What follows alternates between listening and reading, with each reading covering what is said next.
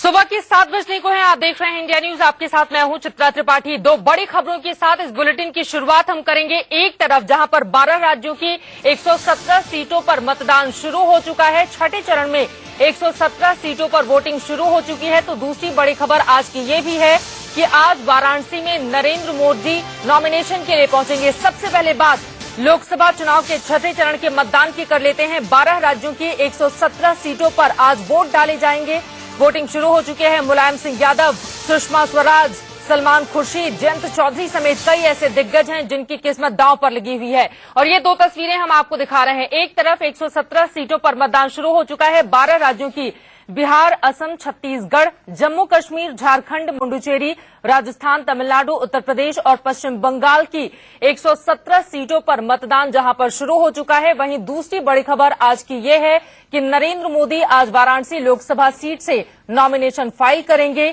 BJP इस मौके पर जोरदार धूम धड़ाका कराने की तैयारी में है। पार्टी को इस बात की उम्मीद है कि इस नॉमिनेशन के अवसर पर 3 से 4 लाख लोग जुटेंगे। इसे देखते हुए सुरक्षा के भी बेहद कड़े इंतजाम वाराणसी में किए गए हैं। आज जिन 117 सीटों पर वोटिंग है उनमें तमिलनाडु की कुल 39 सीटें, महाराष्ट्र की 19, मध्य प्रदेश की 10, उत्तर प्रदेश की 12, बिहार की 7, छत्तीसगढ़ की 7, झारखंड की 4, राजस्थान की 5, पश्चिम बंगाल की 6, असम की 6, जम्मू कश्मीर की 1 और पुडुचेरी की 1 सीट पर चुनाव है। महाराष्ट्र की जिन 19 सीटों पर वोटिंग है उसमें मुंबई की सभी 6 सीटें शामिल हैं।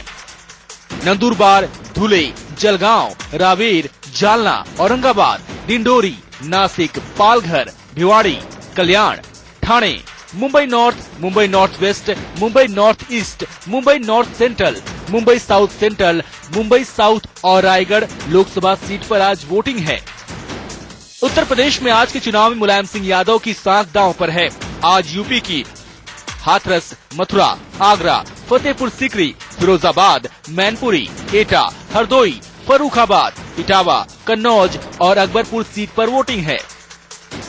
यूपी के बाद बात मध्य प्रदेश की। मध्य प्रदेश की 10 सीटों पर आज वोटिंग है। इसमें विदिशा, देवास, उज्जैन, मंदसौर, रतलाम, धार, इंदौर, खरगोन, खंडवा और बैतूल शामिल हैं। आज बिहार, झारखंड और छत्तीसगढ़ की भी कुछ सीटों पर वोटिंग है। बिहार में सुपौल, अररिया, किशनगंज, कटिहार, पूर्णिया, भागलपुर और बांका सीट पर वोटिंग है।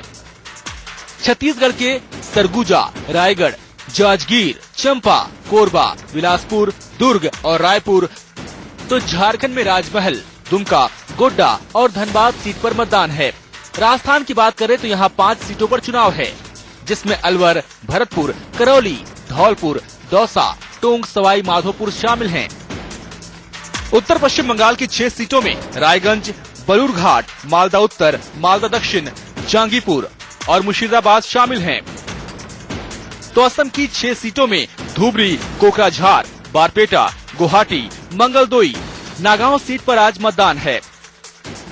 इसके अलावा जम्मू कश्मीर की अनंतनाग और पुडुचेरी की 1 सीट पर भी आज वोटिंग है। लोकसभा चुनाव के साथ ही आज बिहार की 2, मध्य प्रदेश और तमिलनाडु की 1-1 विधानसभा सीट पर उपचुनाव है। कई ऐसे दिग्गज हैं जिनकी प्रतिष्ठा दांव पर लगी हुई है और वो तमाम चेहरे भी हम आपको दिखा रहे हैं। इसी पर चर्चा के लिए अलग अलग हिस्सों से हमारे कई सहयोगी इस वक्त जुड़ चुके हैं, जिनका परिचय आपसे करवा देती हूं। जुहू से हमारे साथ मौजूद हैं हमारे पॉलिटिकल एडिटर मनीष अवस्थी, बांद्रा मुंबई से हमारे साथ सचिन मौजूद हैं, पैडर रोड से अभिषेक जुड़ चुके हैं और भागलपुर से हमारे साथ हमारे सहयोगी अभिषेक मौजूद हैं। सबसे पहले मनीष, आपका ही रुख करते हुए, क्योंकि आज मुंबई में महामुकाबला है, किसका पलड़ा भारी, कौन कौन से ऐसे दिग्गज हैं जिनकी प्रतिष्ठा दांव पर लगी हुई है?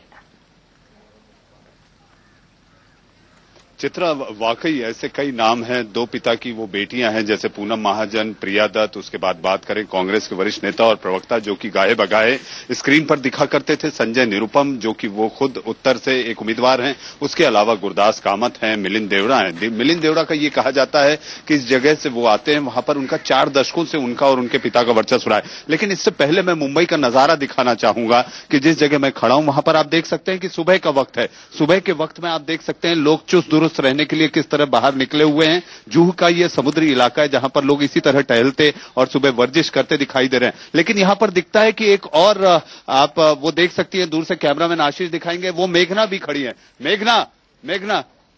मेघना ये वो है जो, अरे ये सवेरे सवेरे आप देखिए किस तरह से वर्जिश करते हुए। मेघना, आप इधर, आप ये किस तरह की टोपी और ये पहन के कहाँ आप निकली हैं?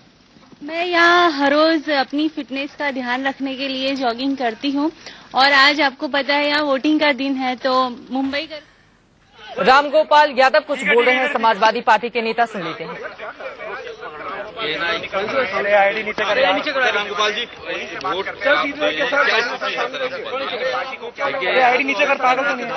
आप जानते हैं नेताजी का चुनाव पूरी तरह एक तरफा है और कई चुनाव एक तरफा हैं, बल्कि ये जो फेज है इसमें बीजेपी को ये तलाशना पड़ेगा कि उसे सीट कहां मिल रही। ये पूरा phase right from Fatehpur Sikri to Hardoi, it is in favour of Samajwadi party. अच्छा, Samajwadi party always said that there would be a assembly, a third front government would be formed with Congress's outside support. So what gives you that needed confidence to feel like this, that the mandate would be in your favor? The way जिस तरीके से पहले दूसरे phase के चुनाव हुए हैं और जिस तरह से वोट टर्नआउट हुआ है समाजवादी पार्टी के पक्ष में, तो अब तो ये यहां से लेके बलिया तक का सारा फेज समाजवादी पार्टी का है ही। समाजवादी पार्टी बहुत बड़ी सफलता के साथ उत्तर प्रदेश में उभर के आएगी और तीसरे मोर्चे की जितनी पार्टियां हैं उनमें सबसे बड़ी पार्टी के रूप में उभर के आएगी। उस स्थिति में नेचुरल चॉइस जो तीसरे शक्तियों की होगी वो मुलायम सिंह यादव। सर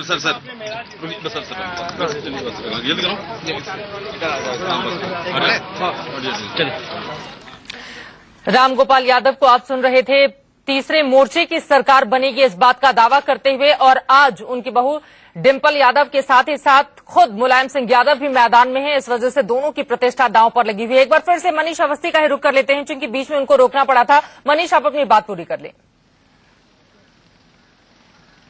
नहीं चित्रा, जहां तक बात हो रही थी कि मुंबईकर जिस तरह से चुस्त दुरुस्त रहने के लिए सुबह इसी तरह तटीय इलाके, जिसे ये कहा जाए कि जुहू बीच के नाम से जाना जाता है, तो इस बीच हमारे साथ एक वो चेहरा उभरा था जो मेघना पटेल। तो हमने देखा कि वो सवेरे वर्जिश करते हुए यहाँ पर लोगों को प्रेरित करने आई हैं कि जाएं वोट डालें। मेघना, क्या लगा आपको, क्यों जरूरत आपको महसूस पड़ी? क्या मुंबईकर आज के दिन छुट्टी मनाएंगे या वोट डालें? जैसे कि आपको पता है मुंबई में वोटिंग की रेशियो बहुत कम होती है, क्योंकि ज्यादातर यहाँ बाहर से लोग आए हुए हैं और कुछ लोग सोचते हैं कि क्या बदलाव आएगा, हमारे वोट से क्या फर्क पड़ेगा, पर ऐसा नहीं है। मैं इस बात को अग्री नहीं करती हूँ और इसीलिए मैं यहाँ सबको बताना चाहती हूँ और सबको मैं जागरूक भी कर रही हूँ, लोगों को मिलकर बता भी रही हूँ कि जाइए और आप वोट दीजिए, क्योंकि वोट आपका बहुत कीमती है। जब तक आप अपने हिस्से की जिम्मेदारी नहीं निभाओगे तो आपको दूसरों से उम्मीद नहीं करनी चाहिए कि बदलाव आएगा। तो बदलाव के लिए सबसे पहले आप ही वोट दीजिए और उसके बाद दूसरों से उम्मीद कीजिए कि बदलाव आएगा। तो मेरा सबसे यही कहना है कि प्लीज वोट दीजिए।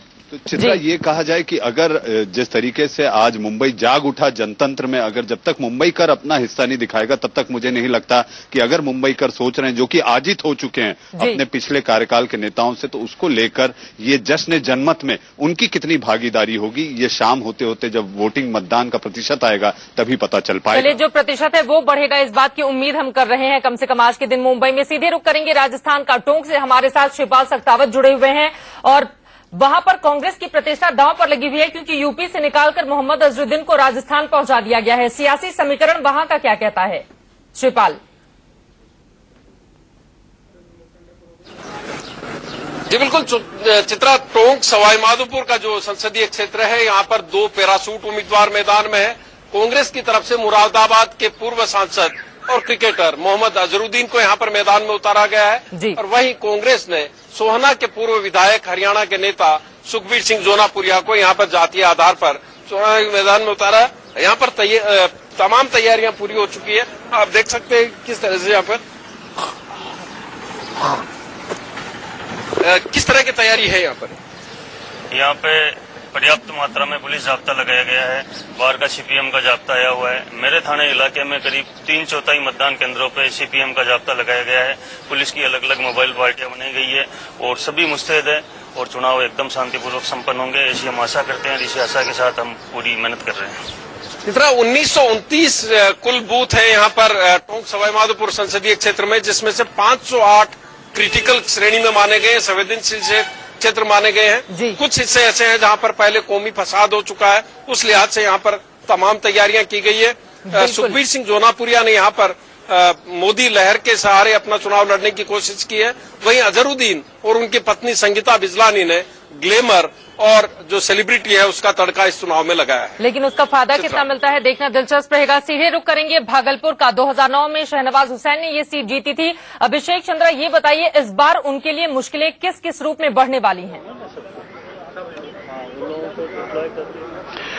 चित्रा, हमने शाहनवाज को पिछले कुछ दिनों में फॉलो किया। हमें लगातार देख रहे हैं कि शाहनवाज पिछले 2 टर्म से यहां पर एमपी हैं और ये जो उनका तीसरा टर्म है 2014 का 16वीं लोकसभा के लिए कहीं न कहीं उनके लिए नाक की लड़ाई जरूर बन गया है। भागलपुर सीट से बीजेपी के दिग्गज लीडर अश्विनी कुमार चौबे भी अपना टिकट चाहते थे, मगर बाद में शाहनवाज हुसैन ही यहां पर अपनी सीट को रिटेन कर पाए हैं। लेकिन भागलपुर में स्थानीय मुद्दे काफी हावी होते जा रहे हैं। यहां पर आज भी सड़क ठीक ढंग से नहीं है, यहां की सिल्क इंडस्ट्री चरमरा रही है और लोग यहां पर कहीं ना कहीं अपने सांसद से नाखुश नजर आ रहे हैं। मगर कहीं ना कहीं शाहनवाज हुसैन नमो के लहर के नाम के साथ, नमो के जाप के साथ अपनी नैया को पार लगाना चाह रहे हैं और ऐसा लगता भी है कि कुछ थोड़ी बहुत लहर जो है उनके पक्ष में जा रही है। और मामला हालांकि यहां पर त्रिकोणीय है। जेडीयू ने जहां अबू कैसर को अपना कैंडिडेट बनाया है, वहीं आरजेडी के बुलो मंडल भी काफी कड़ी टक्कर देते नजर आ रहे हैं शाहनवाज हुसैन को। चित्रा, लेकिन सबसे बड़ी चुनौती आंतरिक गुटबाजी से निपटने की उनकी होगी। और सीधे रुख करेंगे